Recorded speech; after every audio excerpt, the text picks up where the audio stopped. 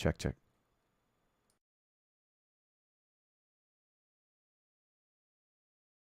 Then Yep. Sweet. Cool. Check. Good catch, Parker. I'm doing it. I'm getting good.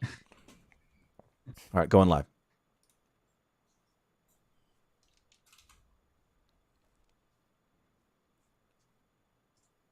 This is a disembodied flame voice. Disembodied voice that is emanating from a flame.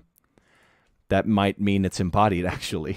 Now that it's occurring to me that a flame could possibly be a body, and we're just going to remove that as a factor and move right into our stream.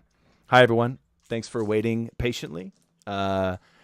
We are here today to play some of what is called the Ceres system right now. The Battle for Arctor's Vault is our upcoming adventure kit, and you can check out the link in the video description below to take a look at that. All right, glad Cole heard that. See, she knows I'm doing sound checks when I'm messing around with that. The adventure kit successfully funded, and it's going to be coming with a lot of extra pieces around it, including cinematic mass combat rules. And we are just going to kind of jump into it because we don't have much time. And so I've just these guys understand the base rules of the game, and we've got their character sheets going in our tabs. To you, it might seem that we're just rolling dice and telling a story, and that's happening for a couple of reasons. Number one, that's exactly what we're doing. And yet there are rules underlying this game. And next month, we're going to be coming out with some sick, specific add-ons to this, what is now called the Ceres system. So, the Treatise River runs north to south, and the Unconquered Road runs east to west. This is a vital artery to control Adrian Pass. And recently, in the wake of some nervous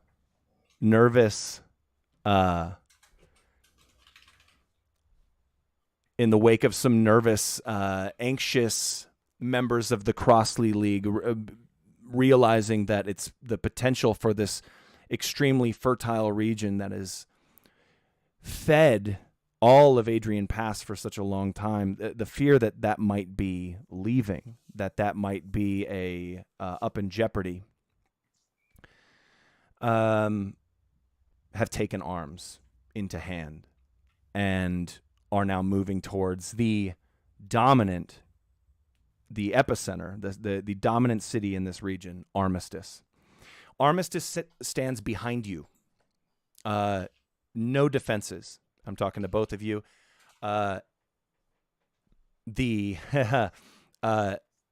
You hear kind of some voices emanating from the city, but there's no civilian population. Everybody has been evacuated. And before this occurred, before this battle even took place, there was a question about where we'd set up defenses. And so are we going to set up at the Treatise River? So right when they cross, they have to battle us? Or are we going to let them cross, and are we going to set up on the very not as defensible palisades of Armistice? I'm going to throw that question out to Matt Click. I think we're going to go ahead and set up at that river. I think we want to stop them before they get to Armistice. I think Armistice is our fallback position. We want to have a place to which we can retreat. And so we want to fight them on our terms and don't want to wait for them to come to us. Okay. Yeah, and I imagine that I am some sort of subordinate to Matt, I would think. I don't know whether he's high ranking or higher ranking than me, but I feel like I would see it in in their eyes, until your character's defined, I know what you're thinking because we've done this long enough. And I might even say,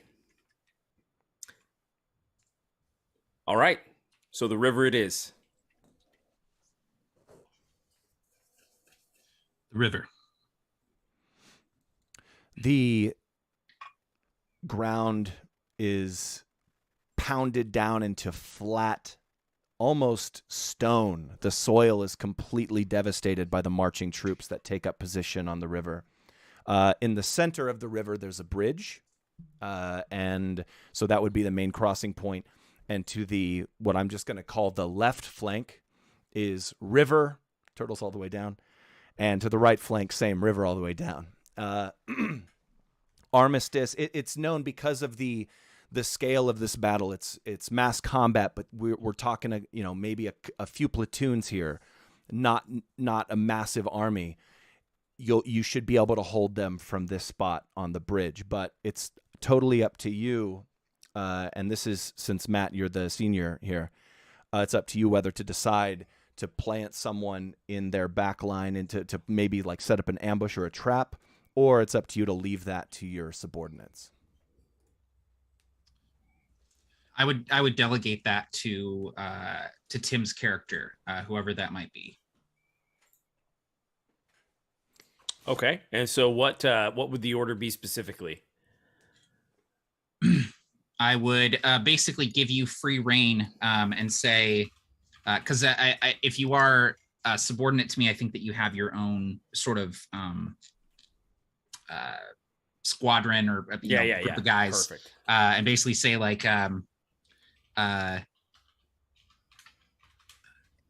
you have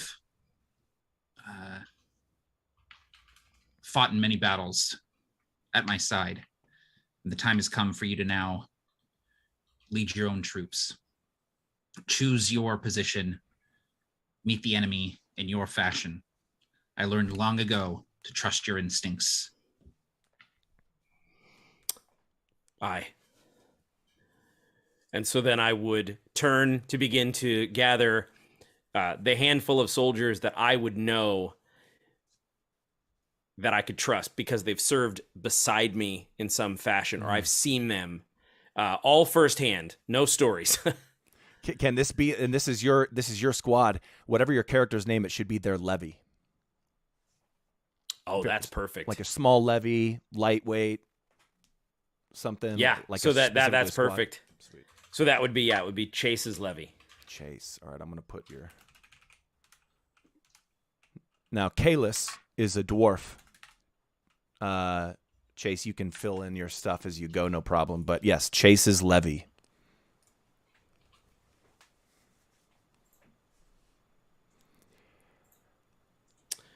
Trying to think of what aspect I would do that with. I think I'll go ahead and make that. That's my D6. I'm going to make that my lowest because it's brand new. Is this their first time in fighting or something like that? Like first time? Well, I would say if it's my if my aspect is the actual group that I'm putting together, yes, this is the first time that Kalis has allowed me to pick this levy. So it's a name I've had ready. Maybe that was part of my order is basically like you choose your troops, like choose from anyone in the platoon here, choose the guys you want to take with you. Totally. Who gets left out? Tim? And Sorry. No, you go ahead and finish, and then I'll have that question. I was just going to say, I imagine that I've had the name ready for a while, so I'm like eager, like it's kind of like I'm ready. Who gets left out? And actually, instead of asking that question, go ahead and roll your aspect and let me know if someone gets left out, or if you get someone really good, or if you get someone who's not that good, or like like the heist movie, the person who's not as cool as they say they are. Totally. All right, so I'm going to go ahead and roll that aspect against the D4. Okay, I crush it. D4 rolled a 1. I rolled a 6. Okay. And from here on, we're go ahead, narrate it.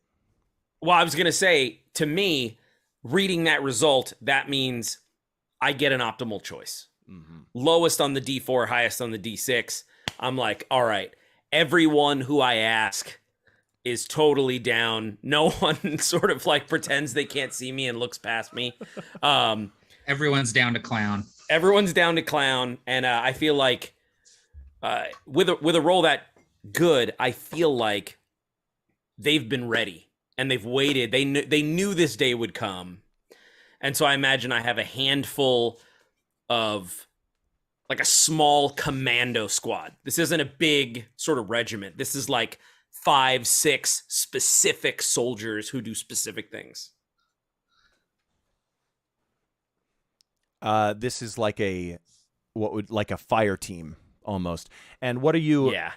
Before we really get started, what are you armed with? And this kind of answers our tech level question as well. Since this is improvised, do you have muskets? Are you? Does everyone in your army have muskets? Yeah. If it's a small team, it might be like everyone has their specialization.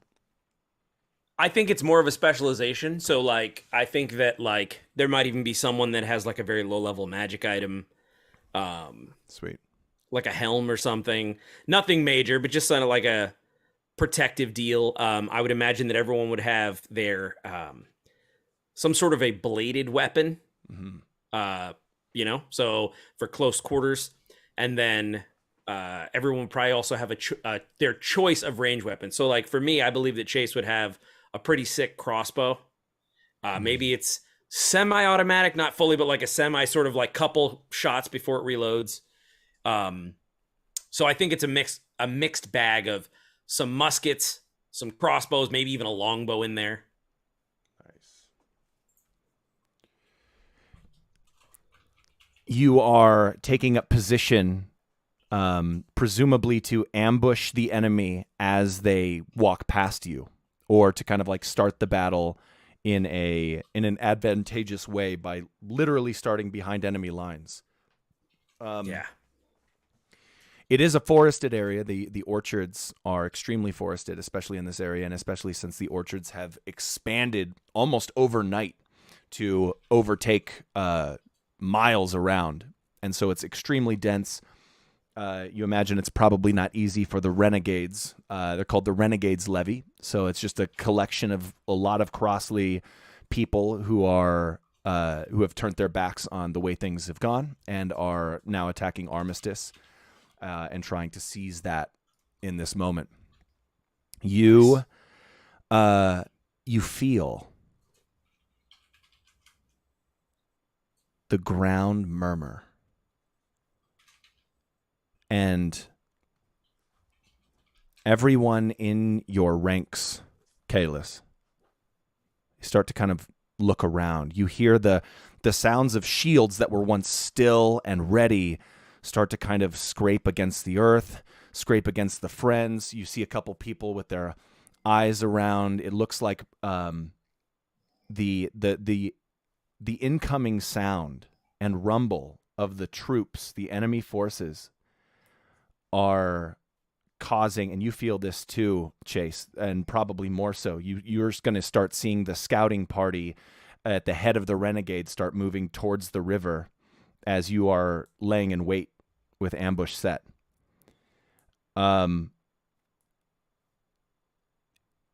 People are getting a little concerned. This is not your first time commanding a force like this, Kalis.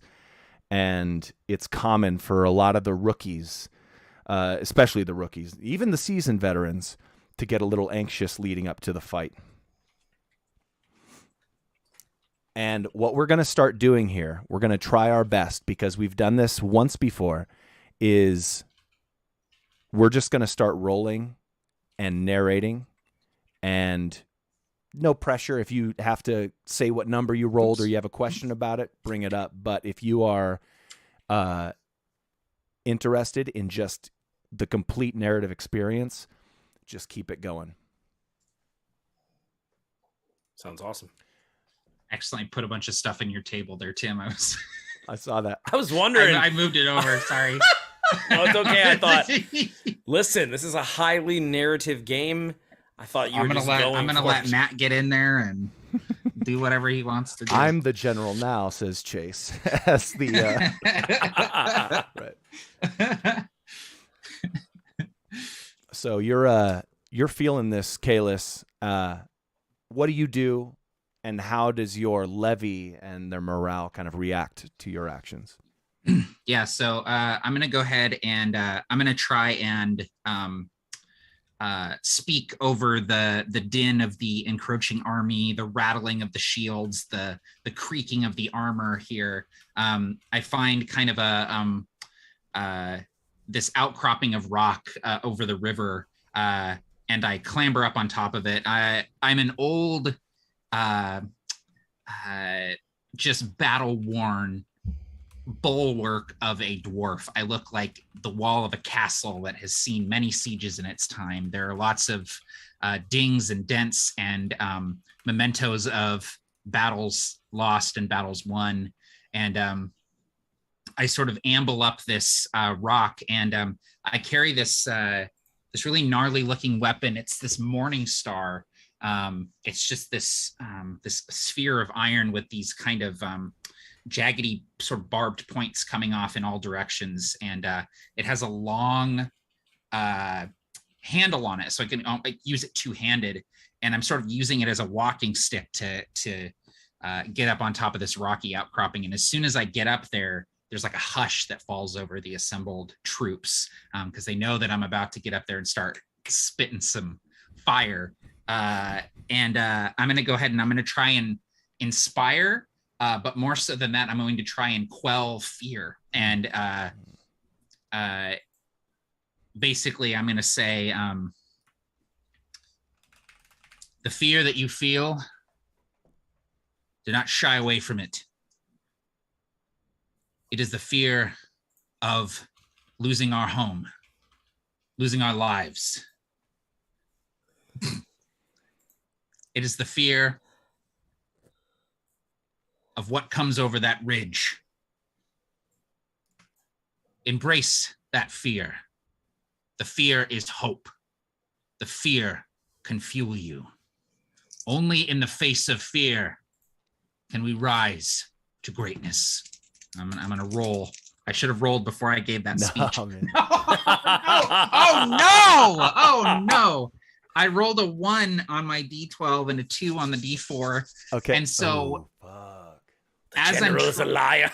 As I'm trying to speak over the roar of the river, the rattling of shields, as I start to speak and give this sort of impassioned speech, I'm drowned out by the approaching army, who start doing like a war chant and start like banging on their shields to drown me out. And so I literally cannot be heard. And so maybe like the 12 guys who are standing right next to me are like, yeah. But everyone else is just like, I can't hear him. Is he giving orders? And they're like starting to panic a little bit more. Yeah, exactly. The unrest is real. And I'm going to assume that Tim, that Chase is ready to go, and so you'll be able to initiate slow-mo, which is what we called blinks before. As soon as you're ready to do it, I'm going to start narrating what the enemy army is doing, right? And at this point, I just one question: are you in the trees or are you on the ground? I feel like we're on the ground. We're ground troops. Nice. Okay, cool. We might be hidden among the trees, but ghillie suited a little bit, maybe, like just waiting. Yeah.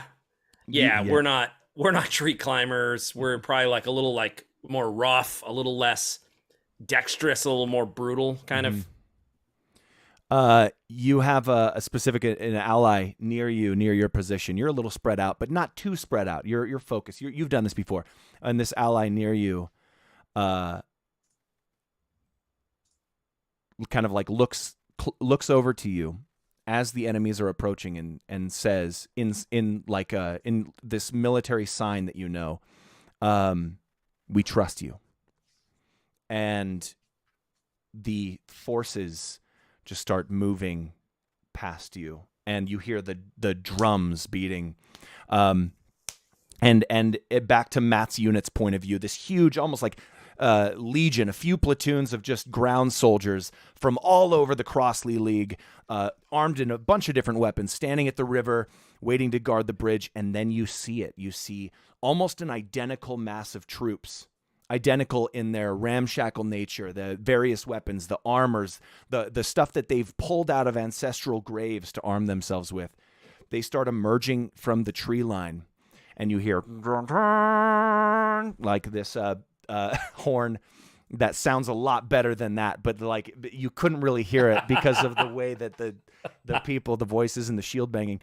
But then all of a sudden, in the midst of the shields banging, this one leader, decked in black armor and a black cape with fur, long brown hair, and you see purple eyes just from a distance, comes walking out in front of the enemy army, looks at everyone you've got set up, Kalis, spits on the ground, goes back to their horse, reaches in a bag, pulls something out. They come up to the front of the river, and they're looking at you, and they hold up a black flag of no quarter.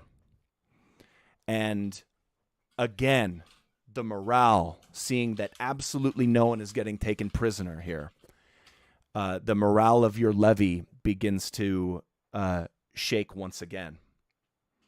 Go ahead and make that roll, and then we're going to enter slow-mo here. Okay.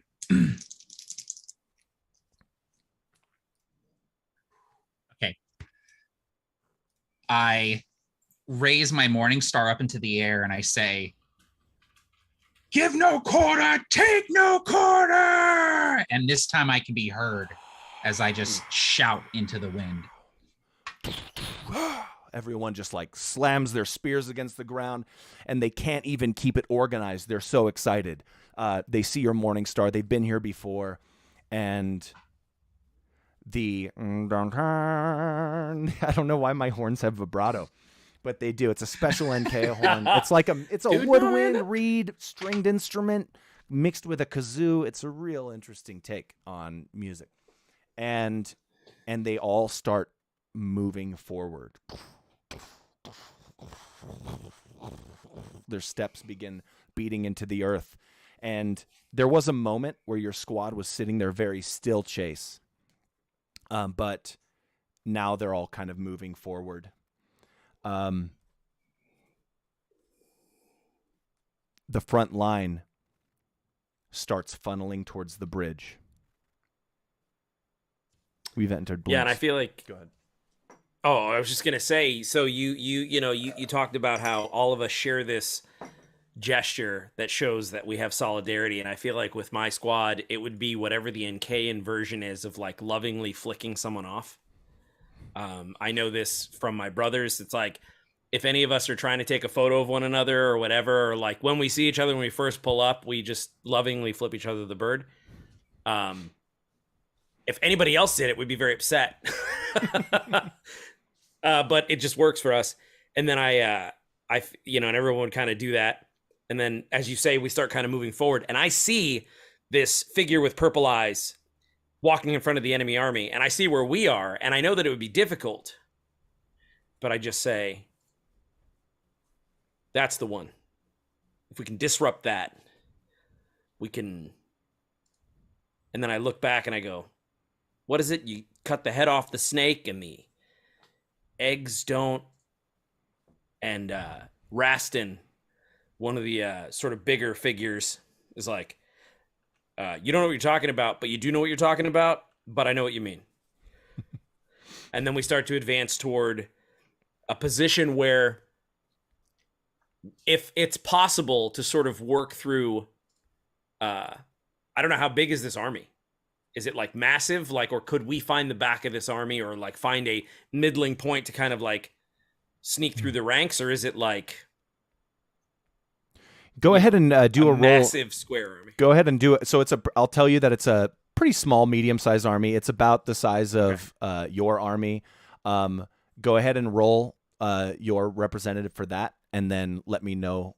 Just narrate what your squad does to get that advantage. Okay.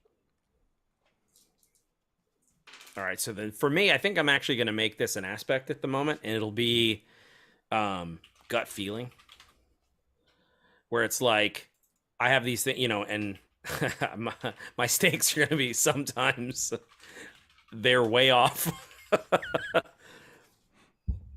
All right, so I just have this gut feeling that we can make it, that it seems impossible or stupid, but it's not. It's the needle that we can thread. Okay. Yeah, so I beat the D4 pretty handily. And you stop me or edit me at any point, but I think that due to the way that the terrain works, we can go under the bridge that they are crossing as they kind of go like funnel over, and there are some tunnels. And we can make our way through the tunnels, and if we can emerge from these tunnels in just the right place, we can be close enough to that leader to potentially hurt them, harm them, distract them, even though it probably means certain death for us. Yeah. So this is more than just a river, especially in this spot. There's some drainage going on here, and so we kind of cut to your squad sloshing through some sewage tunnels, getting to the end. There's the grate, and you hear. This has been a long journey. You hear above you the army begin to descend on the bridge. You see Kalis, this mass, not just converging on the bridge, but they are charging forward, and they are. We're going to enter slow-mo here. You go ahead and start. This is what this is, just explaining to everyone watching. The minimum action of a person or a group of people is what Matt's going to describe. Raising a sword to attack, looking at someone, speaking certain words. It's breaking down an action into its minute details. And so we're going to do that until we're done doing it. Go ahead, Matt. I order the shield wall forward. And so I say, lock shields, take the bridge. And troops start moving. You hear the as they start progressing towards the bridge.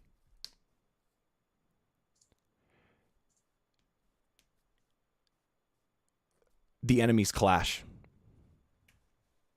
with your troops. And there's a moment. Are you close to this, Kalis? Are you watching it from your outcropping? Yeah, I'm close. I actually will typically position myself right behind the shield wall with my Morning Star for anyone that breaks through. In that case, then, there's this split second of silence as you see the enemy soldiers with their shields and their swords and their furious faces standing sometimes taller than your shield wall, and they collide in a concrete smash. Certain shields get broken, bent backwards. Certain enemies are able to break through. Other places, the shield stands strong. Go ahead and roll for that. You hear the clash above you, Chase. The battle is on. One thing you do note, you might not see this though, Chase, Kalis would, is that the enemy with the purple eyes, who I'm going to call the Alchemist, is staying back as these other soldiers are moving forward. Go ahead, Kalis. They charge with such ferocity that they actually buckle the shield wall and start to break through and stream through. And so there are already maybe, half dozen to a dozen troops that have broken past the shield wall and are charging across the bridge to the other side. The morale of your troops is showing. You've been at this a lot. You're a general, and yet you know what happens if you lose the bridge. These are your only defenses. There's no one holding the walls of Armistice here. Chase, you're able to enter kind of this riverbank that, like you said, is underneath this bridge. Mm-hmm. Go ahead and describe what you're doing. Feel free to roll whenever you find that conflict emerging, and narrate all the way through. So this is the first task that the levy is facing under my command. And it's not that it's difficult, it's that it seems stupid. And so as we trudge through, they're following my command, and a gut feeling isn't something that's shared necessarily every time. And so while I might have this gut feeling, some of the soldiers are feeling as though I'm leading them needlessly and prematurely into certain death. And so I'm going to go ahead and roll my levy for that, and that is to really just kind of determine the outcome of like, what's the morale? I think that we arrive safely as we kind of trudge through to a location that we want to be in, but at what cost? And was this the right tactical move? And so, and it wasn't, in terms of what they feel, what my squad feels right now. It's like when you are in a situation where things are just going poorly, nothing can seem to quite go right, but you are stuck in that situation and you have to see it through. Maybe some equipment is lost. Maybe some, you know. Rastin steps knee deep in the mud of the river and kind of looks to you with a knowing look. This terrain sucks. We better not get caught here. We better get to better ground. And you kind of see it happen, and the squad starts to move out, and they all notice this at the same time as well. Yeah, I love that, and it's ground that looks like it should be firmer, but it's not, which is a really bad sign because it looked like it was sturdy, and then it's like you say, just knee deep in muck, just like that, like just really loud, no vantage point, and as you say, if we're caught, it's a hail of musket fire and arrows, and we're just standing. Yep. So, so I'll ask you, how far are we able to get to where we want to be in terms of, we're trying to get to an ambush point for this leader? So you have a couple choices here. You can climb up on the bridge and be right there where the enemy forces are and make that dent in the line, or you can turn back and take a different route through the sewers. It'll take a little bit longer, but it'll put you just by or just waiting in this moment, in this spot, it'll put you in the right position because the enemy forces will be moving forward. Okay. I don't want to appear as though I'm rethinking my move. The first command that I've given, I don't want to seem as though I'm walking it back. So I decide to stay here, as you say, letting it get me where I want to be. I don't want to go back to the sewers, and I hope that I can find some way of seeming as though I'm in control. I don't feel like I'm evoking a sense of confidence in me to my fellow levy. Okay. Pressure's on, Chase. This has been a long time coming, and you're finally here, and you are so close to failure, but yet you have to be that close in order to succeed. So what sort of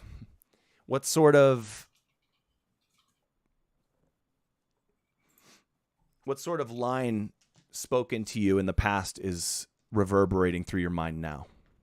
What advice are you taking on? It's probably the advice of my father, who was a famous general, or some sort of military, who basically just said, if you have to say you're the leader, you're not. And a rank insignia doesn't make you a leader, and a command post doesn't make you a leader. Leading people makes you a leader. And if you need an insignia to do it, you're not ready to do it. You hear a voice in one of your squad, because you've already taken a hit on your the people who trust you. You've taken one hit there. You hear some murmuring. Are we sure this guy knows what he's doing?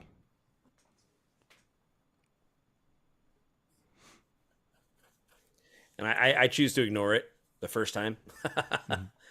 Because I feel like that would be even more weakening. I would lose even more position if I turn around and be like, guys, stop.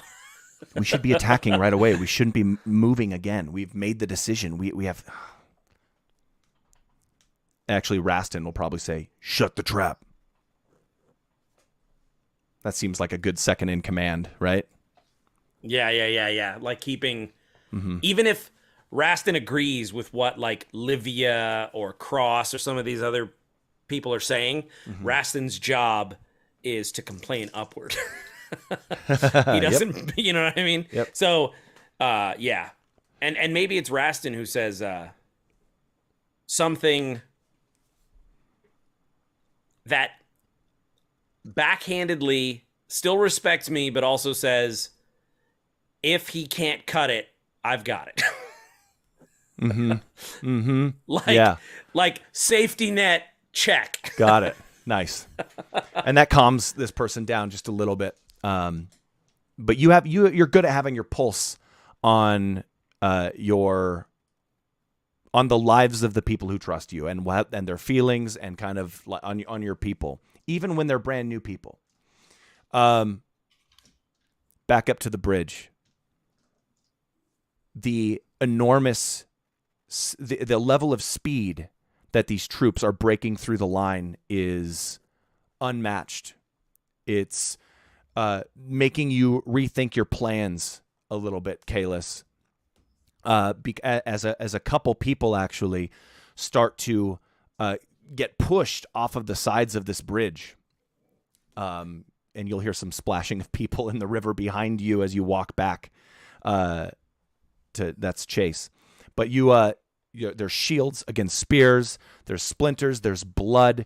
There's you see a spear go through somebody in front of you. Their shield falls, and you see someone move to take their place, and they get shoved backward. You're definitely on your heels. I stride forward, Morningstar gripped in both hands, and I'm going to try and buy us some breathing room. That's a 4 on the D6, a 1 on the D4. So I stride forward and start just swatting guys with this Morningstar. Just, and even if they get their shields up in time, I'm swatting so hard that I'm knocking them over the side of the bridge. And so I'm getting some guys swatted off the side of the bridge. And I sort of like usher like forward, like more of the troops that I've held back to reinforce this shield wall. And we start pushing them back a little bit from that initial sort of onslaught. Awesome. Yes, there's some ground being made. Your troops kind of reform the line a little bit. And what we're going to do now is we're going to start ending each turn with a slow-mo that's going to go from me to Matt to Tim. You see the enemy, the purple eyes of the enemy on the other side of the bridge. They hold their hands up.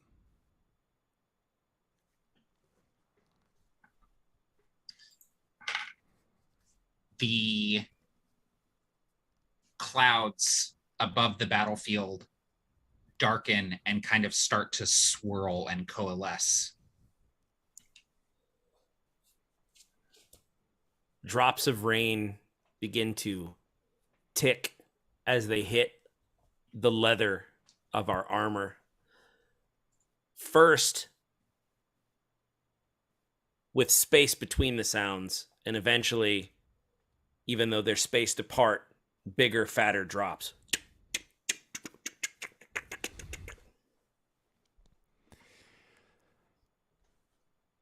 You see a purple light begin to emanate out of the palms of the mage, and they look upward. The hair on my forearms as I'm swinging this Morningstar, they just stand straight up, and I smell ozone on the air.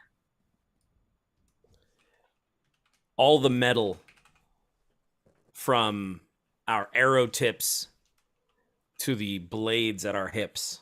I didn't mean to rhyme that. Begins to. But you did. Total Tolkien, man. Just like thrum quietly, almost like it's.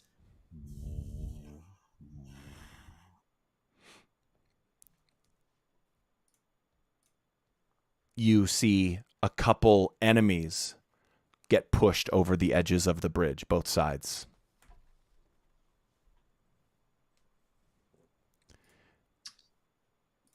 The clouds above begin creating a cyclone of sorts, sort of spinning, and there is an eye in the middle of these clouds, a gap to the open sky that is centered directly above the enemy general.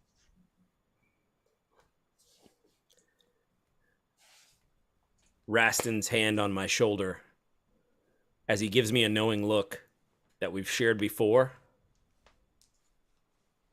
As I look to the horizon, I see that there's a gap in the enemy flank.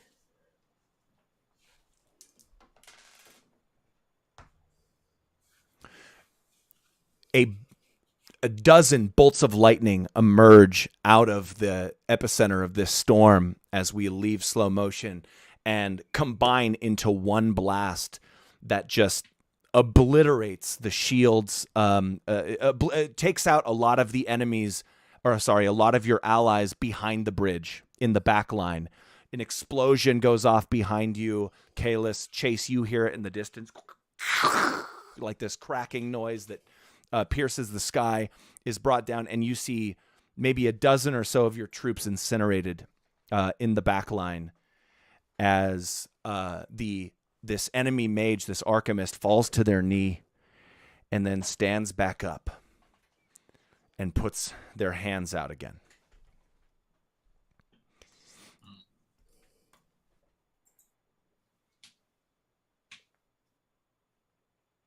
And we're out of slow-mo, so we can go in this turn order. In the Ceres system-based rules, or if you're playing in a group, really every player has a token that is, one color on one side and one color on the other, just to show that you're ready to take your turn. If you're not ready, you don't. You set it to the not ready side, and if you're ready, you put it over, and that way other players can call on you, the GM can call on you. So, take it away. I know that I need to urge my troops forward. I know that this magic is going to devastate our lines if we don't end this quickly. And so we're going to try and regroup here. I'm going to try and use my leadership skills to do so. I say, nice. Regroup, lock shields. Let's take this bridge back. And I hear the shields locked together, and we start trudging forward. And I just hope that Chase is where he needs to be to take out this general. Because if he doesn't, I know the day is lost. I know that what we're doing here on the bridge is just delaying until he can do that. And I see it, and my gut feeling sort of returns, and I go, there, that's it.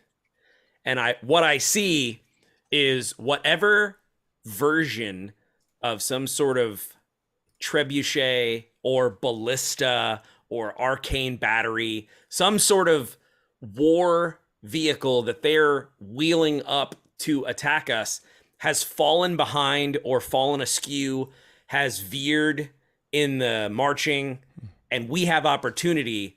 Our squad can easily, quote, air quote, TM, kill the 4 troops that are pushing, defending this thing, and then use it to aim at the general.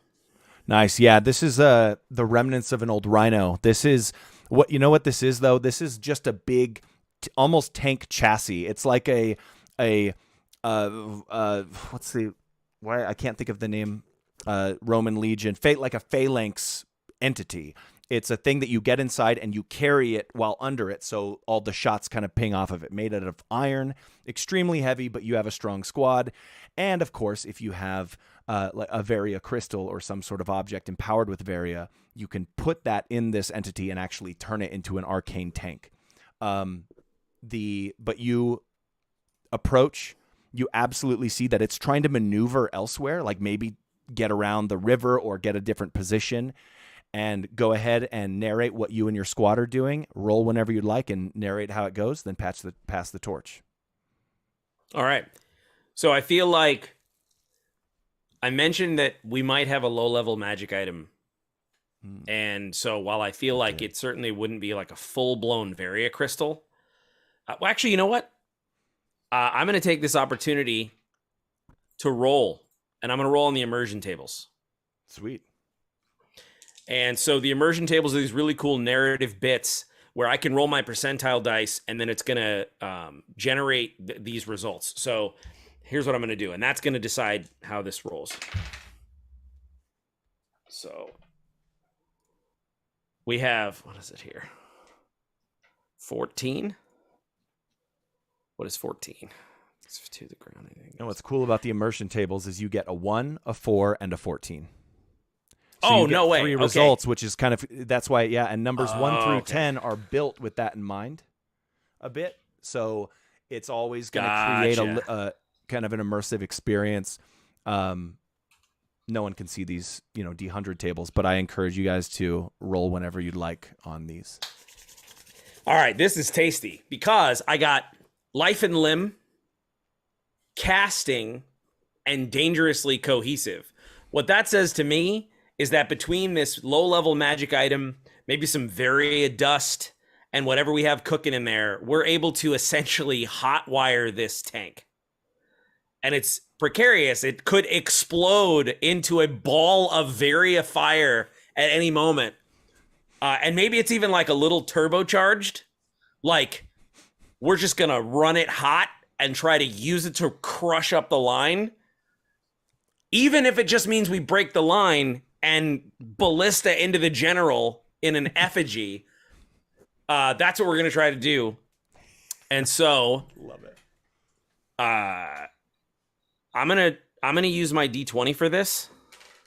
Okay. And I think that killer. aspect is going to be life or death. Mm-hmm. And it's that mission at all costs, basically. Like, this is why I wanted to be a commander, not because I wanted to command people necessarily, but I might have some tendencies as well, and also just want to win. Yeah. Oh, baby boy. All right. Kalis, you see this Tokyo drifting arcane tank.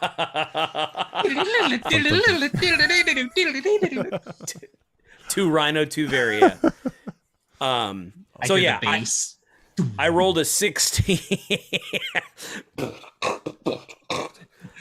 That one guy who's playing his metal on the 15-inch speaker, and it sounds terrible because it's nothing but like kick.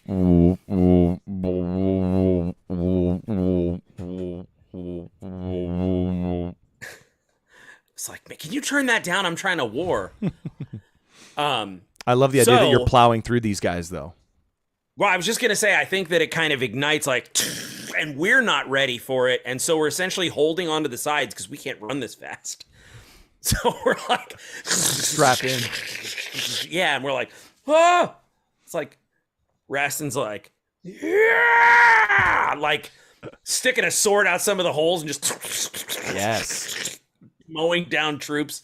Bayun is this this female who's like loosing arrows from murder holes, and I'm just peeking out the very front, this sort of like visor, just this, the meat and the metal and the wood just rushing over me. And I see we're within not striking distance, but we're way closer than we ever have been in the fevered pitch of a battle to the commanding officer. Yes. And I'll pass the torch. No, perfect. The bodies crumple underneath you. Holding a sword out of a rhino while driving it is absolutely a tried and true tactic. And the Archimist in front turns their head, and you see their glowing purple eyes at the front. And they hold up, a hand and move it, and then you have this line of troops in front of you. They kind of like get up to reinforce the line, do whatever they can to hold you back, and all of a sudden you get this onslaught of musket rounds just firing at you, but they all like ting, ting, ting, ting, ting, ting, ting, ting, ting, ting, ting, ting, all through the, just ricocheting off of the rhino tank. You see the eyes of the Archimist grow frightened a little bit, like as this thing is barreling towards him, and he begins to he you know what he does? We're gonna go into slow-mo. The vehicle is, the vehicle plows through that front line. It just messes up that entire front line of musketeers, and he goes to dodge out of the way.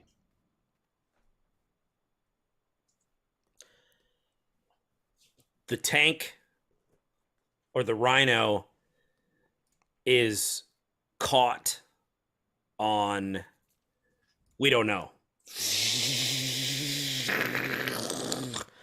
And as we look down, there's this just enormous crossly creature. I don't know what bioform this thing is, but it's got its shoulder into the side of the tank, and we're already kind of like rolling low on the Varia powder that we used.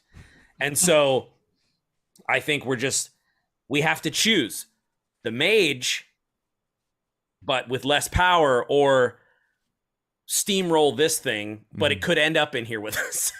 Yes. So we're gonna roll in this. Well, okay, all right. So go ahead. So I was gonna roll gut feeling again. That's and fine. Decide. Okay. Totally. In the and the thing about slow-mo is that it's totally an optional rule as well. We did this in a previous play test where we went from one person to the next, to the next, to the next, to the next, and we got through like 3 or 4 turns in 10 seconds, because when you abstract every action into its smallest detail, it creates this really cool tone as everything just kind of goes and fluids together. One of the ways of snapping out of a slow-mo is making this die roll. So go ahead, Tim. Roll whatever you want while you're narrating. Sure. And I think that, to me, the way that played out was like it got,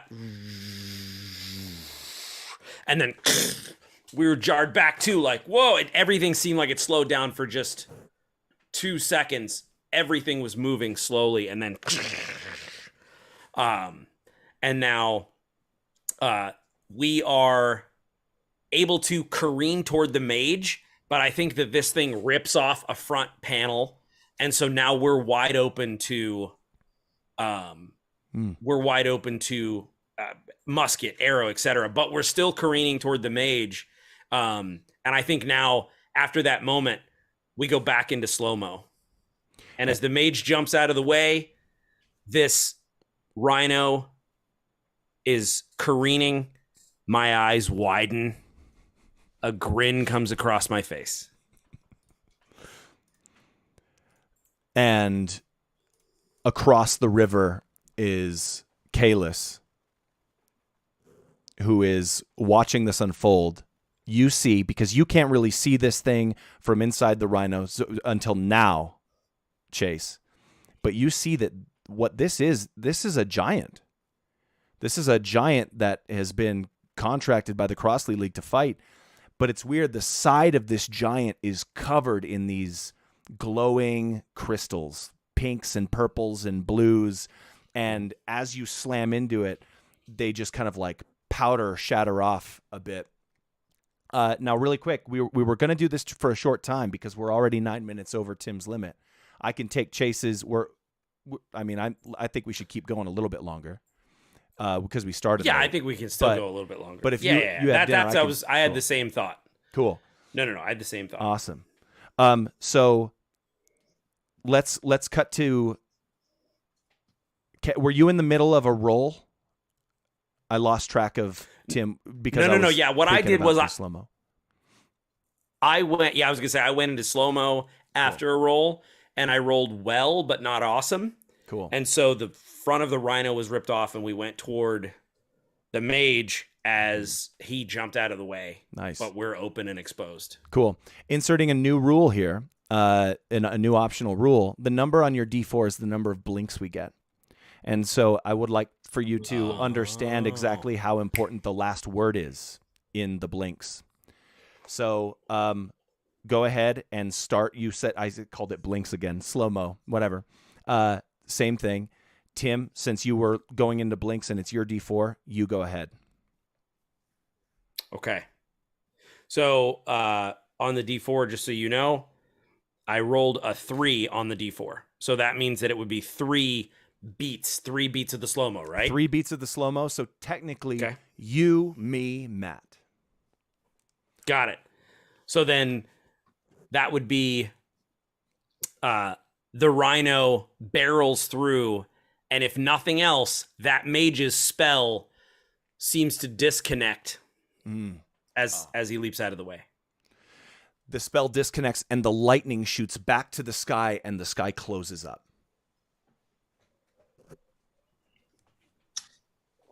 The head of my morning star crushes the helmet of one of these Crossley soldiers, and I step over his body as I call for a charge.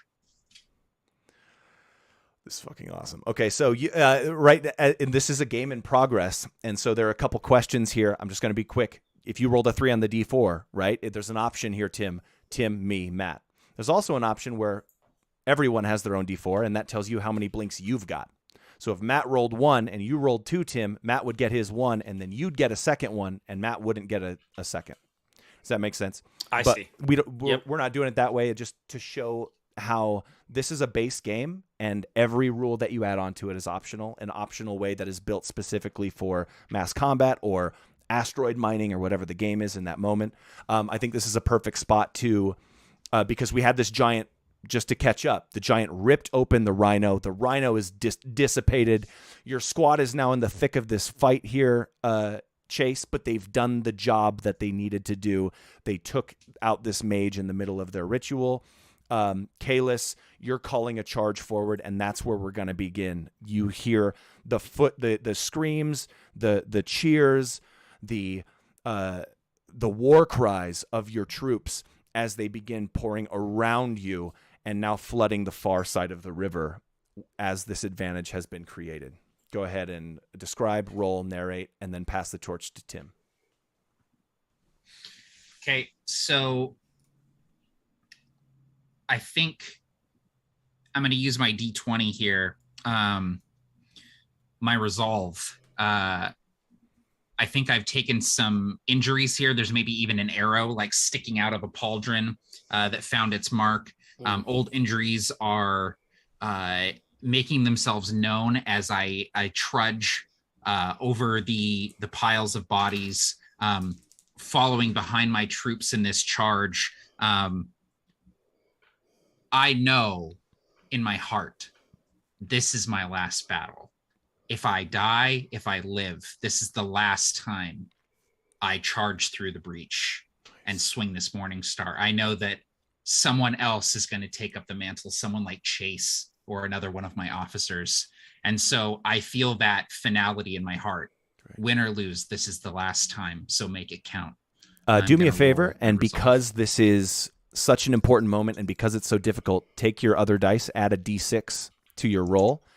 And if that die fails, it counts as your D20 failing as well. So you're technically rolling with a chance of losing everything in one go. Sort of like disadvantage here, yeah. Yep. I got a 5 on the D6, a 19 on the D20, and a big old fat 1 on the D4. So I charge through the breach. I push past the pain in my legs. I push past the old war wounds and the new fresh wounds that are paining my body, my old battered body, but I'm still strong. And we charge through, and I'm very like Aragorn at Helm's Deep, just swinging this morning star back and forth, clearing a path. And there's actually a point where I kind of charge past the line. I'm at the front. I'm the tip of this spear as we charge forward, and I'm actually clearing the way for my troops to continue charging forward. And I know that Chase needs us. This is the defining moment of this battle here. And I look to this rhino that is barreling down. And as this happens, this line is breaking, and there is chaos in the ranks of the army that we're fighting. And the ranks begin to break and break off. The moment I look out the front of the rhino continues and sort of it doesn't explode or anything, but it sort of careens into this pit a little bit. We're all thrown, but not too badly hurt, maybe thrown clear, and we create this sort of opening as it, knocks back troops, other troops get out of the way. Between that and the ranks breaking,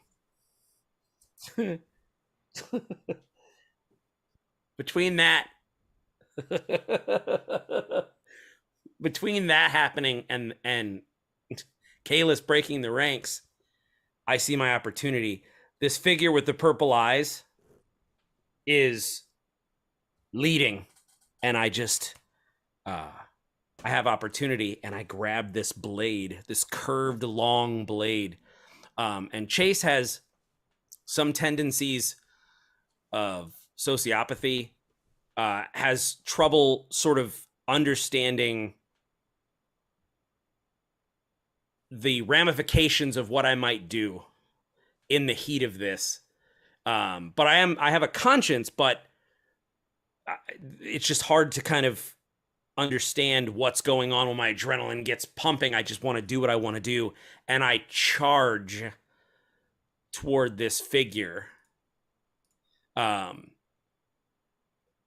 I don't know what happens. I just know that I'm taking my chance to charge toward this purple-eyed figure. Is your D12 representative of that? It is. And the roll was whether or not I was going to charge, stupidly. Okay, and cool. I failed that roll. Awesome. So you're incoming, barreling towards this purple-eyed enemy who looks to you. Their eyes glow. They hold their hands up, and this purple fireball begins to form. And then what I'm going to do is I'm going to take all of the... I'm going to take a dice per every hit that you've taken. 1, 2, 3, 4, 5. And what I'm going to do is I'm going to roll these and narrate the finale of the fight. Okay.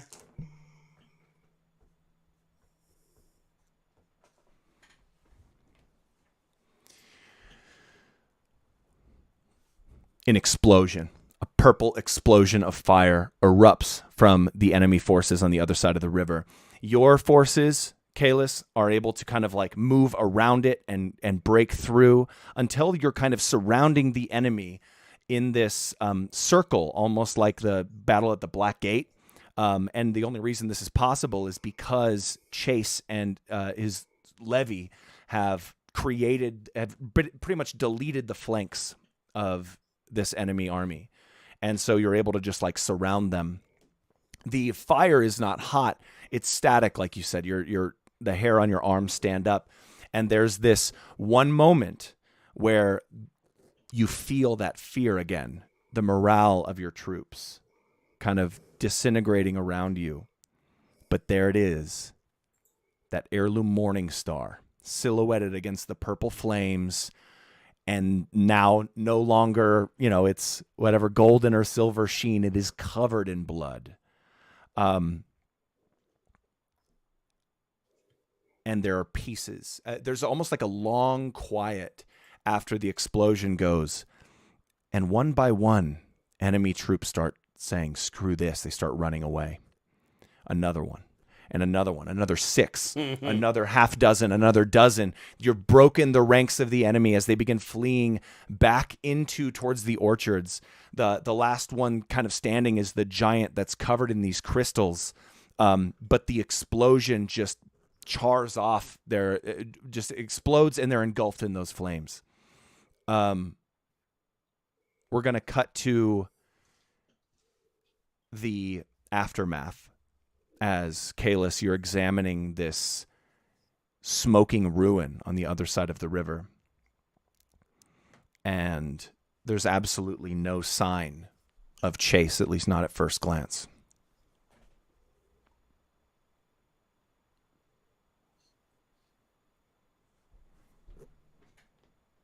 I am leaning on the morning star. We're kind of cleaning up,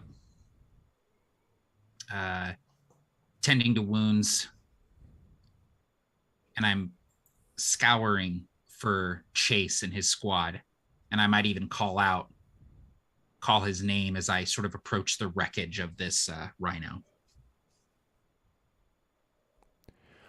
Chase, you are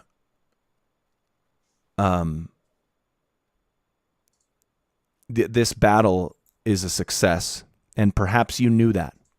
Perhaps you didn't. Perhaps you gave your life for this, but I'm going to leave it to you, this sort of success at a cost that has fallen onto your character. Okay.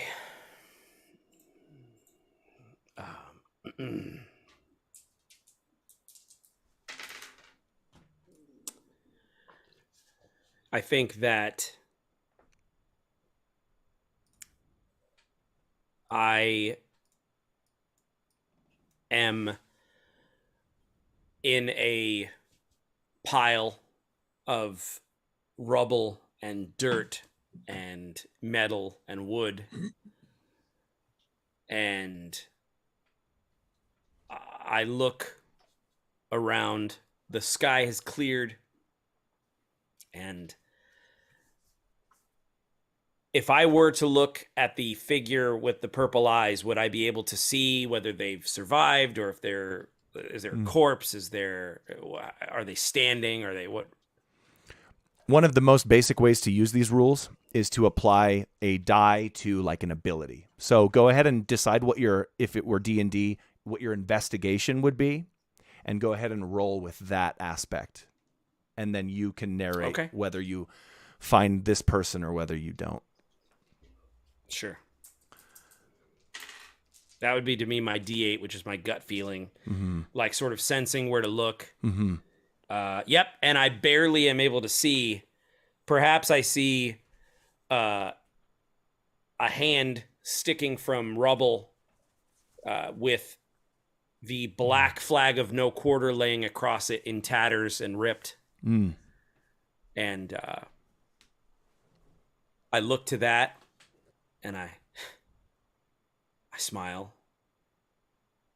I look around, and I see Rastin digging through rubble, sort of looking for survivors, too far away from me. And then I look down, and there's a piece of the rhino lodged in my gut. And it looks probably too bad to mend, but I won't know because I smile and then I let my eyes close. And I don't know if we're going to find out in this story whether I ever open them again. Let's enter slow-mo for the last time. And we'll start with Matt as Chase is falling.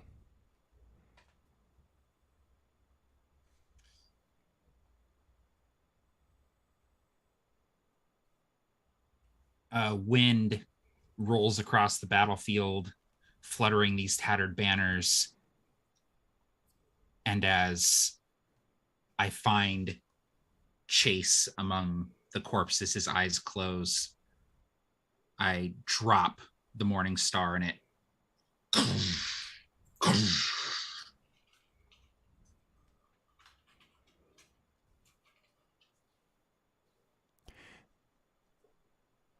the birds start circling overhead.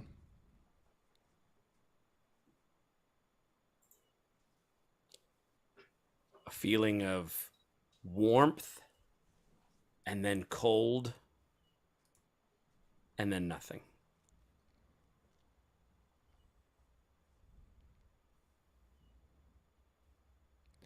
Do you want to do another round? Or I think that's a good place to end it. But I would love to. That's a perfect spot. Yeah.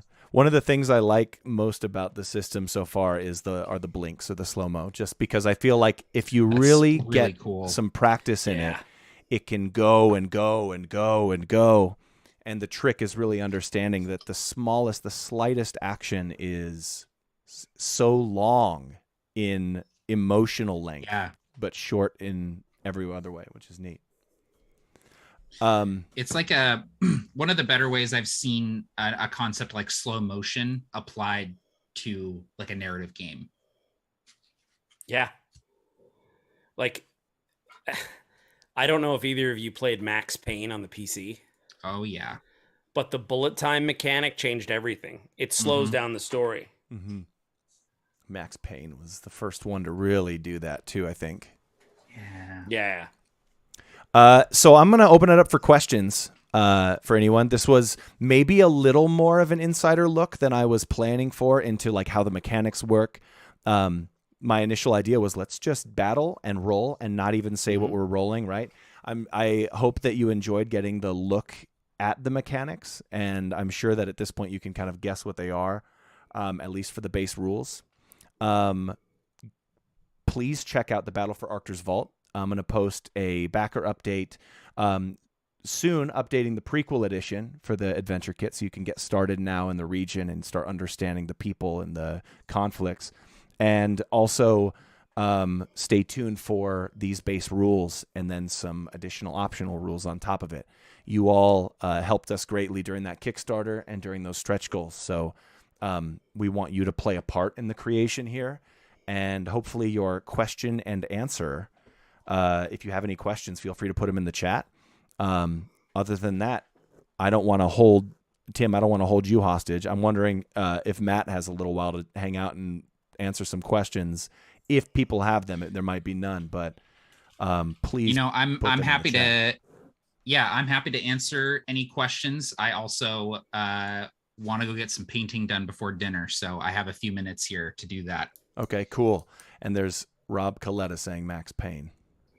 Max Payne. I just want to say really quick while we wait for any questions to roll in here that I think I've played in every iteration of this game since we started working on it, since Barker started working on it. Yeah. And it has grown and developed so much, and in a lot of ways it's become simpler, but in a lot of ways it's become more freeform, and the mechanics themselves are so simple and so fun. I'm a big fan of dice rolling against each other. Like, that's a really fun mechanic.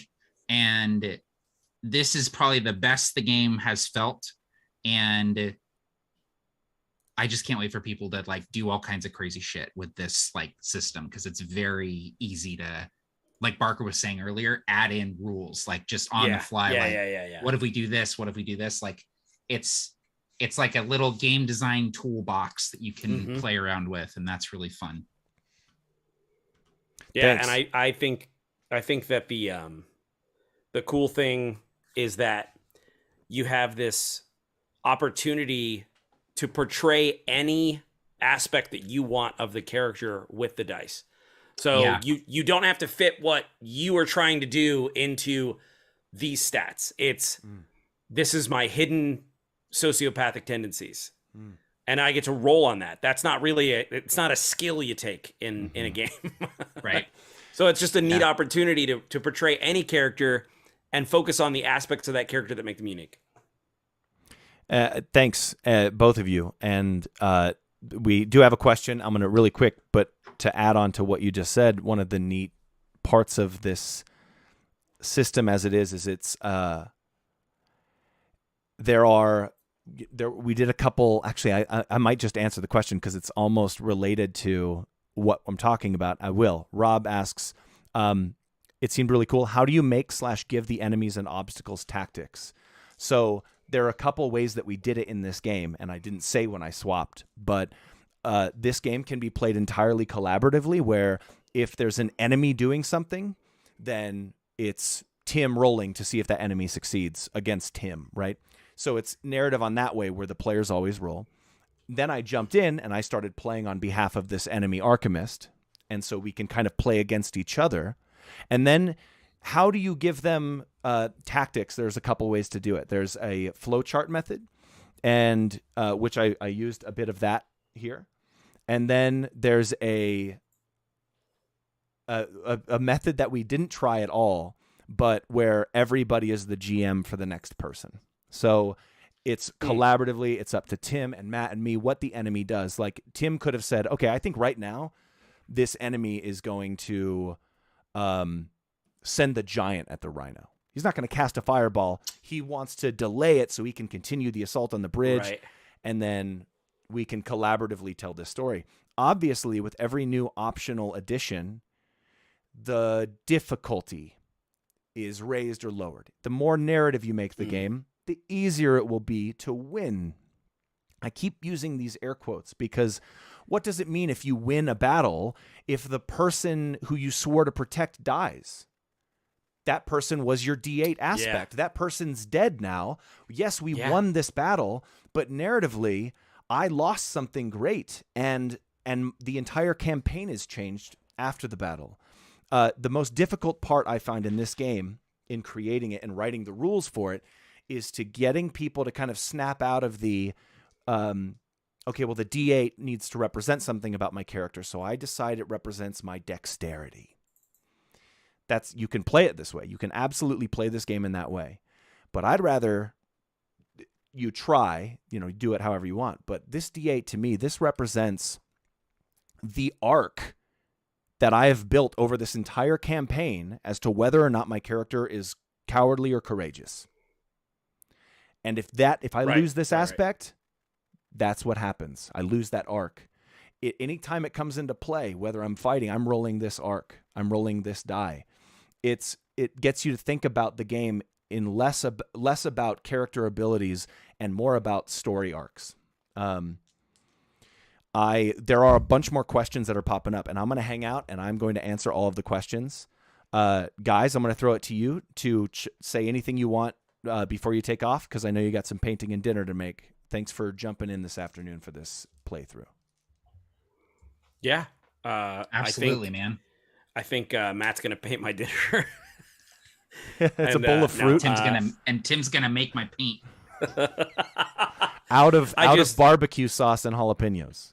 Yes, it's not going to last long, but anytime someone should lick your wall, they will be pleasantly surprised. It'll be great. Scratch and sniff, lick and sniff. It's just sniff, really. It's like Willy Wonka wallpaper. The schnozberries taste like schnozberries. No, I will say that I'm excited to play this more, and I'm excited for others to start playing this because it's one of the most narrative games that still has a rule set and a core that I've ever played. I think James put it really well when he said it's a role-playing game that allows you to achieve a state of flow that's just seamless. And so that's all I will say is that thank you very much, Barker, and I'm excited to see others start playing this. Thanks, man. Same. Thank you guys.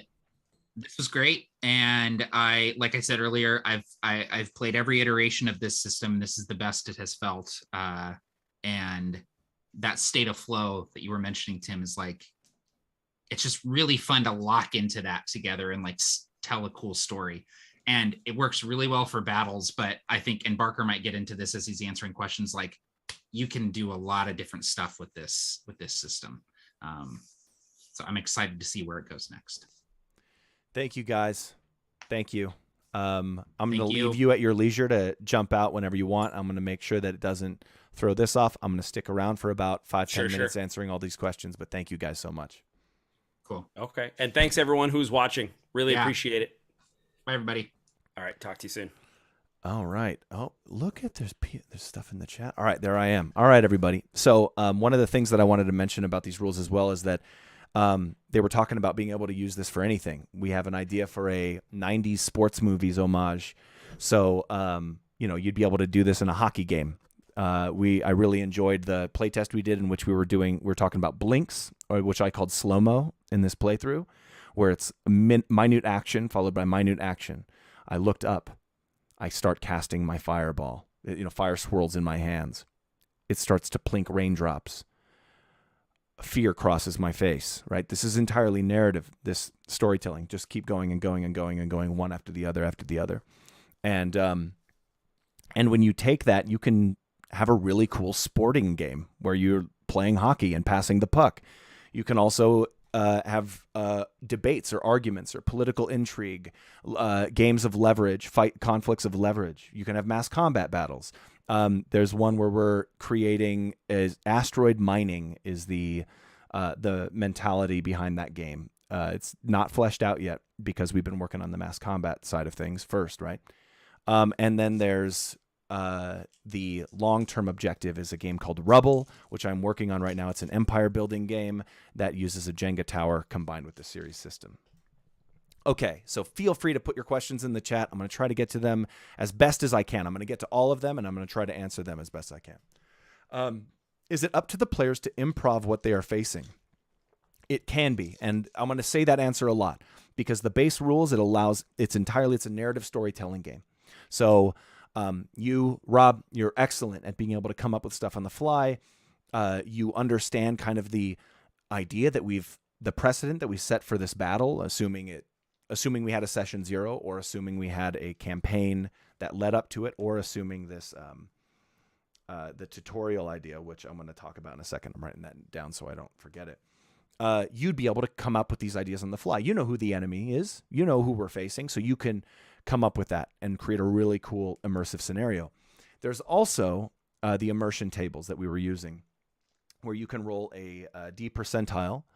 I'm going to roll these 2 dice, percentile dice. All right. I got a 7 and then a 10, which is 3 results. Remember, a 7, a 10, and a 70 because it's percentile dice. So I got strength, to the ground, stand your ground against an onslaught.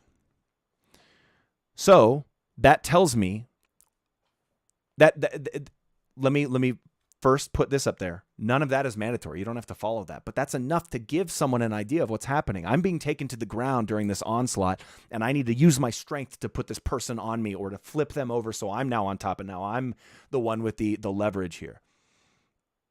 Or let's just roll again as an example. I got a 3 and a 10. I'm going to use the 10 again. That's chaos of the fray, again, to the ground.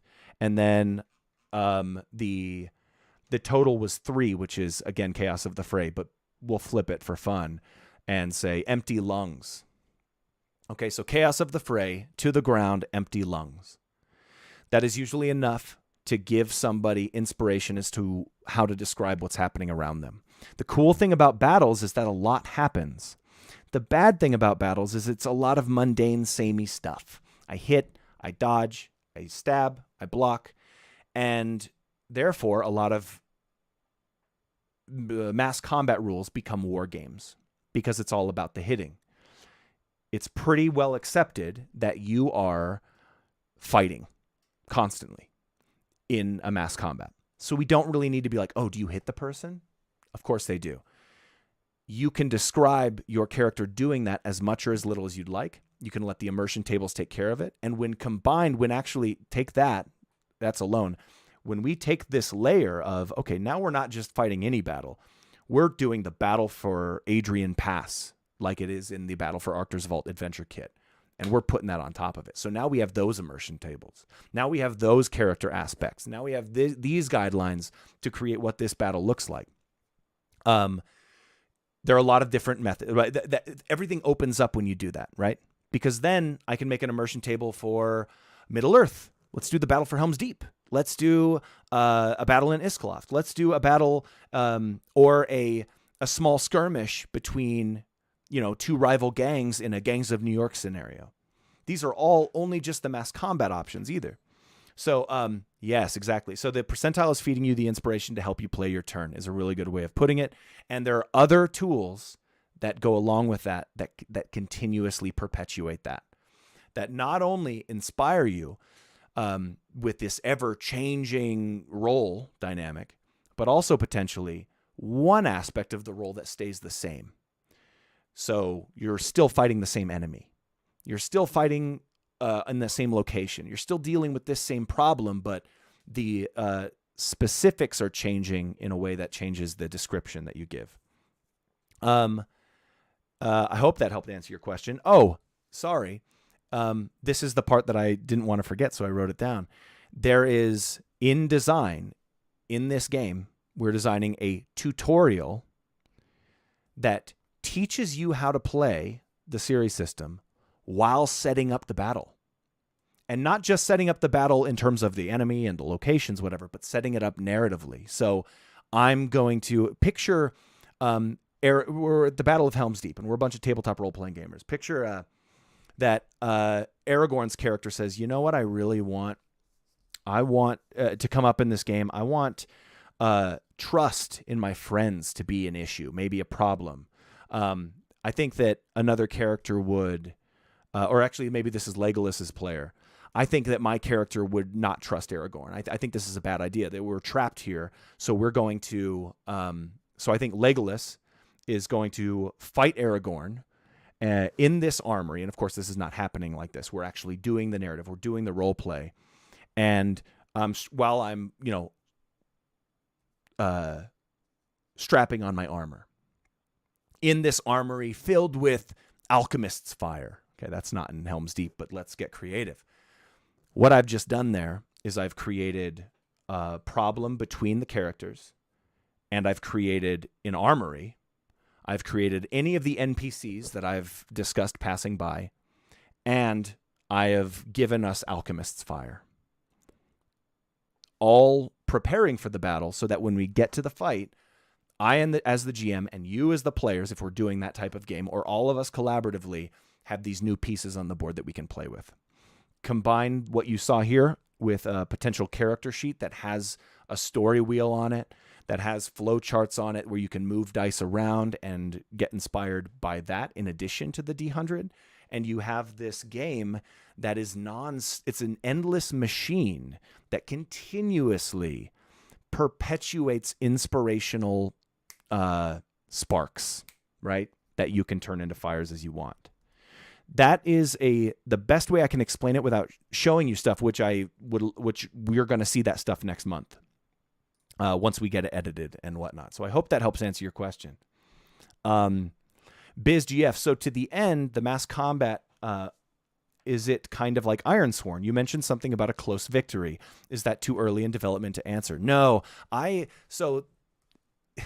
at first I didn't want to have a who won the battle mechanic. Okay, we're all done. Let's, roll these dice and figure out who won. I didn't want to have that. But so many people really like that. They really want that mechanic. They want to figure out who won, who lost, what the situation is. And so we developed this mechanic where you take these dice that are all failures or all successes. These are things that are still in work, right? It's a die pool at the end of the battle that is related directly to the failures or successes that the players had during the battle. You roll all of those dice, and what you're looking for are even numbers. If you have, and based on, let me just remove this really quick.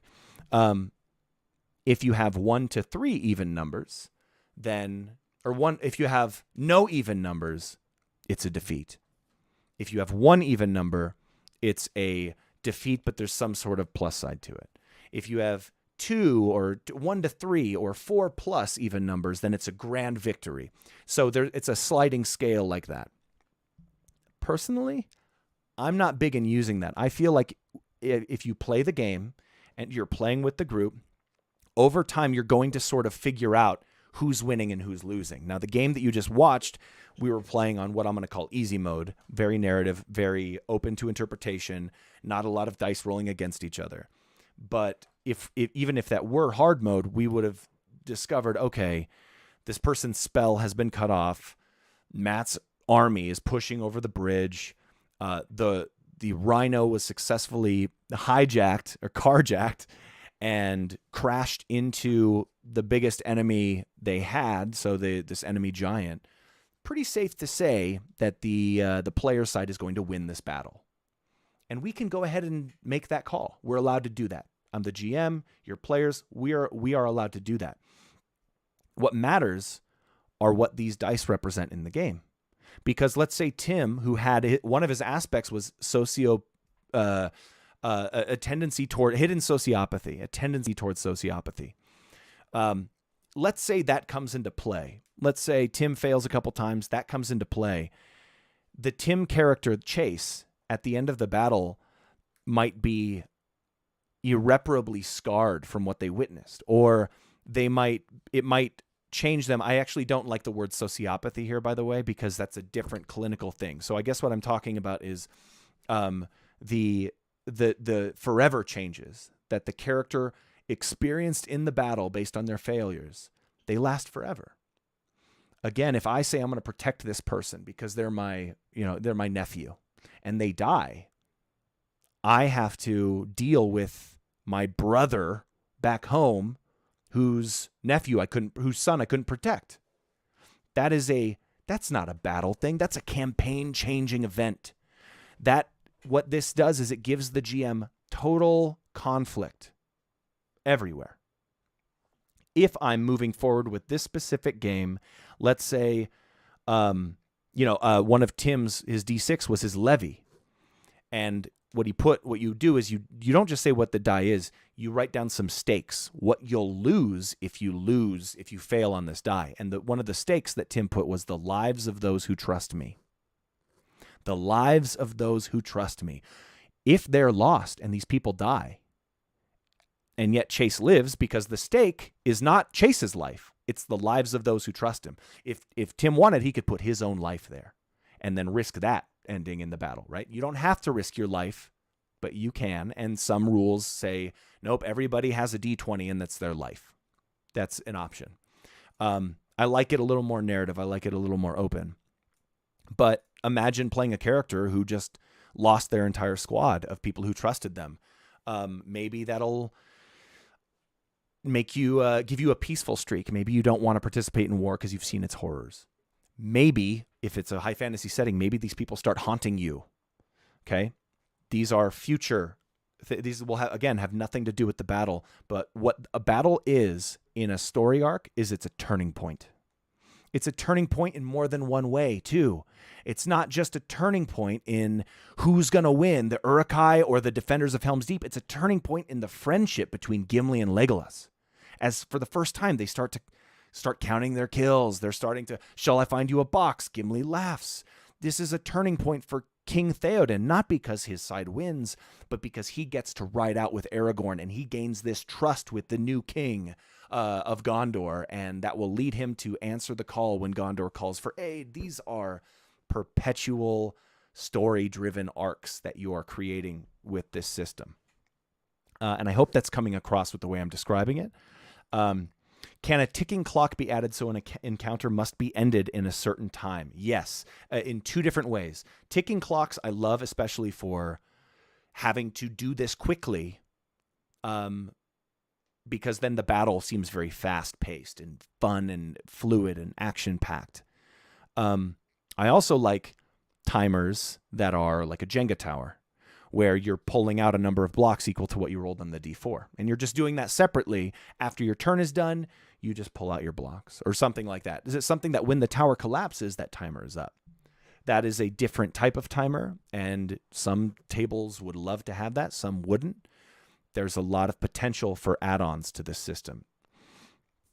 Matthew McCarran, hey, have you guys ever considered running some like promo games where you mishmash your different products, like running a Gloam-flavored mass combat from the days of the Dawnhammers? Yes, that's actually how we tested this. For the first time, the first play test was the Battle for Drift Chapel. And it was just kind of like, let's prove that we can have a mass combat in a place, knowing just the locations and knowing just the people. And it was a completely different system at that time. But that is so much of what we want to do in the future, Matthew. DBJ, hey, what's up? I'm guessing a failed roll is just building a series of conundrums, not necessarily a failure of skill or ability. Yes. And again, it's entirely up to the player. If they want to describe themselves failing at swinging the sword and missing this true enemy, they can. If they want to describe their wrist being caught halfway and then their wrist broken, so they have to drop their sword, and now they're at the whim of this enemy, they may. And this is a running rule. This is not in stone right now, but for this playthrough, every aspect had 2 hits. So if it took 1 hit, it's still there. If it took a second hit, you lose your stakes. You lose whatever you staked on it. So let's go to Matt. One aspect was Kaelus's shield wall. The stakes, if you lose the shield wall, is your inability to hold the line. If that took 2 hits, well, first of all, if that took 1 hit, we can kind of start narrating that these troops are having trouble keeping their shields up. If that takes a second hit, it is perceived that not only is the shield wall gone, obliterated, and troops are everywhere, but that everything else the D8 aspect controlled, you can't use the D8 anymore. The D8 goes to a fail pool. The D8's gone. Anytime you want to roll for the D8, you have to actually roll the D6. Now, what if the D6 is gone? Then you can't. You can't do it. You have to narratively, this is all optional. You have to narratively describe why you can't do it. If it doesn't make sense or it's just worth it to continue the route you were taking, you can roll. You can use the D8 for this one check. There's, again, every option is optional. Let's continue. I hope that answers your question, because it can be both. Thank you, DBJ. I appreciate that. Rob, can you each decide that this is a battle you should play to lose? A heroic last stand, a futile struggle against impossible odds. Totally. In the final version, there's going to be a 3-act structure to a lot of things that you can use if you'd like, or if it's just like a very quick encounter, you don't need it. But if by the time that 3rd act mechanic comes into play and it seems like you're losing and this is over, you're going to lose here, then you just start playing into that reality. You start playing towards that end. I think you're asking something a little bit different, though, so I'm going to make sure I answer this second question, the second part of that question, which is, yes, you can definitely be like, all right, we're the 300 at Thermopylae, and our job is to buy time, is to mess them up and buy time. We're going to die here, and we all know it. Cool. Yeah. There's no reason why this system can't support that, because the end game, like we talked about, it doesn't matter. The end game as to who wins, who loses the battle, it matters as much as you want it to. It's as random as much as you want it to be random. It is as narrative and your call as much as you want it to be your call. This is not a cop-out. There are going to be rules in which it is completely narrative, rules in which it is completely mechanical and actually utilizes the D20 as a D&D die, right? Because we're using 5e mechanics in a lot of this. I probably should have said that earlier for D&D fans. And then there's going to be not a middle rule, right? Not a middle ground, but a lot of different optional rules that you can take and discard. And, oh, yeah, we're going to use that. We're going to use that. Oh, this says here it might make it a little easier for the players. They don't want it to be easy. We've been building up to this for a long time. We're not going to use that, but we are going to use this. That's going to make it a little harder. It's the objective is a modular game where you can use the system to kind of build the game that you want. And then imagine actually using the system in order to determine how to use the system. Roll these dice. And then once you see these results, using those results to narrate what the battle's going to be about, what the horror movie that you're all making together is going to be about. Yeah, I think that explains it nicely. The percentile is feeding you the inspiration to help you play your turn. That's really cool. Thanks. And you also ask a question, are there any tables or outcomes that help you determine where the conflict goes next? Yes. The every adventure module and adventure kit or whatever, they always kind of end the same way. Where do we go from here? Okay, the battle's over, but where do we go from here? As I discussed earlier, as I was kind of describing, by the end of the battle, these characters are going to be changed a bit. Especially if you play in my favored way, which is not, this die does not represent your strength. This die represents the letter that you have to deliver and your ability to deliver it. Failure at that might be you dying. It might be the letter getting stolen or cut off your body or something. It might be the letter being too covered in blood. You know what? Even if we don't address it, the delivery of the letter, but you fail a bunch, but we don't address what that means in the moment, I'm the GM and I can determine how that failure moves into the future. Okay, it might be a year before you can deliver that letter. Maybe you deliver it to the wrong person. These don't have a lot to do with the battle, but you can see how you can dial up that narrative, that agency, I'm going to call it, or down as much as you want. But yes, we are in a specific way to answer that question. There are mechanical ways: victory, defeat, stalemate, and then a little bit of scaling in between that will teach you like you roll on this table given what happened, and you would now know that a politician back home is disappointed in you. What does that mean? Well, if we won the battle, how can they be disappointed? Well, okay, well, what if they didn't want you to win the battle? Or better yet, what if you slew their friend on the other side and now they're disappointed? What does that mean for the campaign?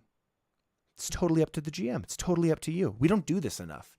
I feel like we kind of lean into rules, and I'm doing that with the system because people really love rules, and you have to have them to some extent. But also, I'm kind of leaning away from it and really hanging a lantern on you being able to make the call that you want to make, you being able to make the choice that you want to choose. Cole, how do you decide when to roll on those immersion tables? No, I did not already answer this. No problem. No ignoring. So the idea would be there's threefold. The first option is whenever you want. Whenever you want. And that's the option I gave Matt and Tim. Whenever you want, you roll on the immersion tables, and that's the way we did it. There's another option where you roll every time. And so you're constantly generating immersion, constantly generating inspiration, description. And I mentioned before, none of the immersion tables are mandatory unless you want them to be. I don't think that's ever going to be a rule like, hey, all right, so these are mandatory this time, friends. But if they're fun for you, roll on them every time. The final option here, when it comes to the immersion table specifically, and this is going to be a little bit of game design for you. These are my favorite dice. These are percentile dice, right? 2d10. What I love about these, like I said before, is you get three results. You get the die result here, the die result here, and then you get both in the D100. And what that means is that in the table, numbers 11 through 100 are very broad, almost like enigmatic, almost tarot card-esque in terms of meaning. So like one example is terrible lie, the downward spiral, the fragile, right? Now people know I'm just listing Nine Inch Nails albums. No, here's another one. Tip of the spear. What does that mean? That could mean a lot of different things. But numbers 1 through 10 are mental limits, or life and limb, mental limits, chaos, casting, sneaking, strength, wisdom. These are just examples that we used for this one playthrough.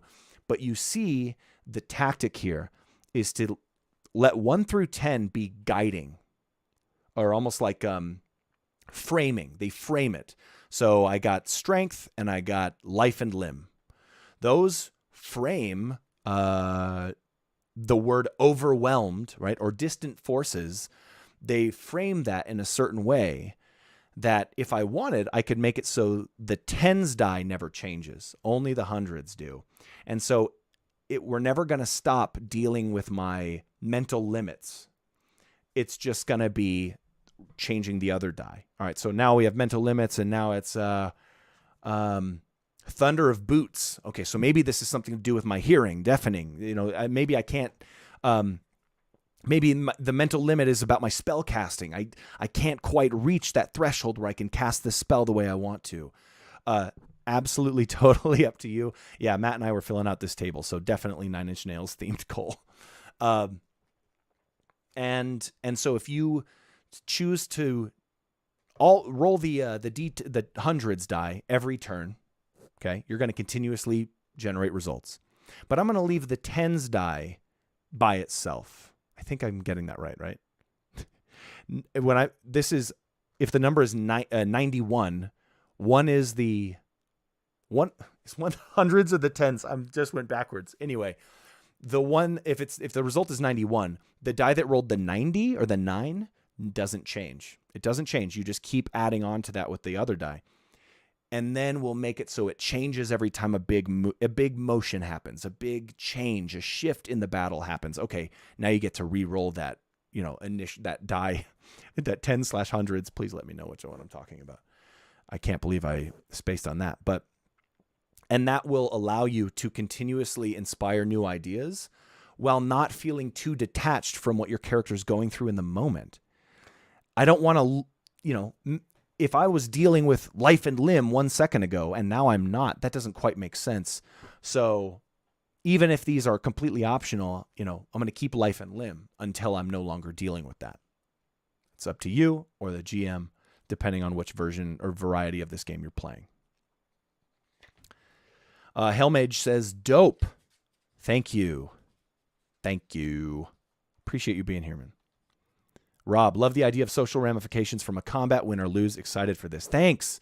Thank you. It really opened the door when we started thinking about how, where to go from here is oftentimes a roll table with random events. And we want that, but we also want the thing that occurred during the battle to matter forever. Haldir brought those elves to Helm's Deep. And for the GM, I added a bunch of elven archers, Or no, I'm Aragorn. Those are my elven archers. That's my D8, right? That's my D8. Those are good elven archers. And you know what? My D12 is going to be my ally Haldir. So if you imagine that battle taking place, you imagine those archers just inflicting a ton of damage on the enemy. But because of a series of rolls, Haldir is lost. And you have to narrate, you narrate that happening not only in the middle of the battle. We gaze, and I call him to retreat. He nods, he turns around, and he gets a sword in the back of the head. And I see it happening. That's horrifying. Not only that, but now Haldir, this good friend of Aragorn, is gone.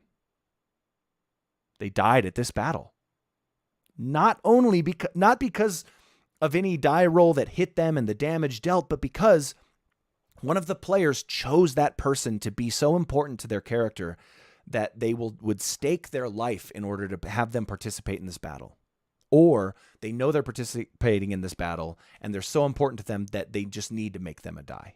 Do you see how that can work both ways? And Haldir's gone for the rest of the campaign. The ramifications of the battle echo through eternity as long as you'd want them to.